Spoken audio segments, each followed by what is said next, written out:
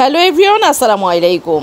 Indian visa related নতুন আরও একটি ভিডিওতে ওয়েলকাম করছি আপনাদের সবাইকে। ভারতের ভিসায় আবারও এলো নতুন করে একটি আপডেট। নতুন এই আপডেট বা ইনফরমেশন যদি আপনি না জানেন তাহলে ভিসা করা অনেকটাই কিন্তু কঠিন হতে পারে। এই মুহূর্তে কি প্রসেসে আপনি অ্যাপয়েন্টমেন্ট নেবেন এবং নতুন কি আপডেট এসেছে সেটা জানাবো আজকের এই ভিডিওতে। সো আজকের ভিডিওটি পুরোটা স্কিপ না করে দেখবেন এ টু জেড। এখন কারোরই কিন্তু আর অজানা নয় যে বর্তমানে ভারতের ভিসার ক্ষেত্রে প্রচণ্ড ক্রাইসিস চলছে।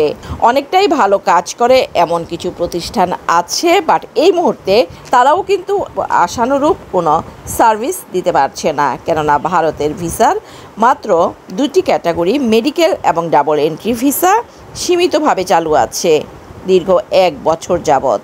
গত 5ই আগস্টের পর ভিসার যে পরিবর্তন এসেছে তাতে প্রতি মুহূর্তেই তারা আপডেট করছেন তাদের সিস্টেমেটিক কার্যক্রমগুলোকে।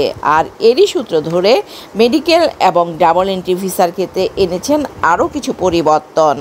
আগে যখন ভারতীয় ভিসার জন্যে অ্যাপয়েন্টমেন্ট এবং স্লট বুকিংয়ের ক্ষেত্রে নিজস্ব নামে ফোনের সিম রেজিস্ট্রেশন থাকতে হতো এবং সেই সিমে আবার আইডি ক্রিয়েট করে অ্যাপয়েন্টমেন্ট স্লট বুক করতে হতো এবং সেই অ্যাপয়েন্টমেন্টের মাধ্যমেই সব পেপারস জমা দিতে হতো।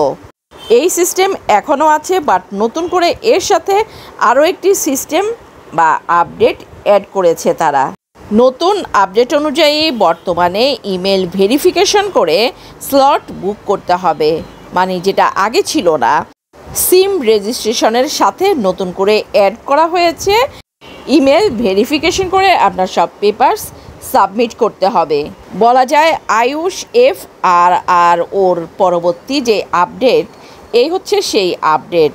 এই আপডেট অনুযায়ী এখন থেকে ইমেল ভেরিফিকেশন ছাড়া কোনো ফাইল আইভেক বা ভিসা সেন্টার জমা নিবে না। সো এই মুহূর্তে যারা ভারতীয় মেডিকেল এবং ডাবল এন্ট্রি ভিসার জন্য অ্যাপ্লাই করতে চাচ্ছেন তারা সঠিক এবং নির্ভুলভাবে এই পদ্ধতিতে, মানে অ্যাট ফার্স্ট আপনার নিজস্ব নামে ফোনে সিম রেজিস্ট্রেশন করে সেই সিম আবার আইডি ক্রিয়েট করে অ্যাপয়েন্টমেন্ট এবং স্লটের জন্যে বুক করতে হবে।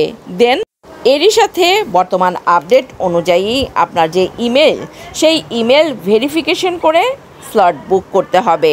সো এই মুহূর্তে মেডিকেল এবং ডাবল এন্ট্রি ভিসার জন্য নির্ভুল এবং সঠিক প্রসেস করে ভারতীয় ভিসার জন্য অ্যাপ্লাই করুন।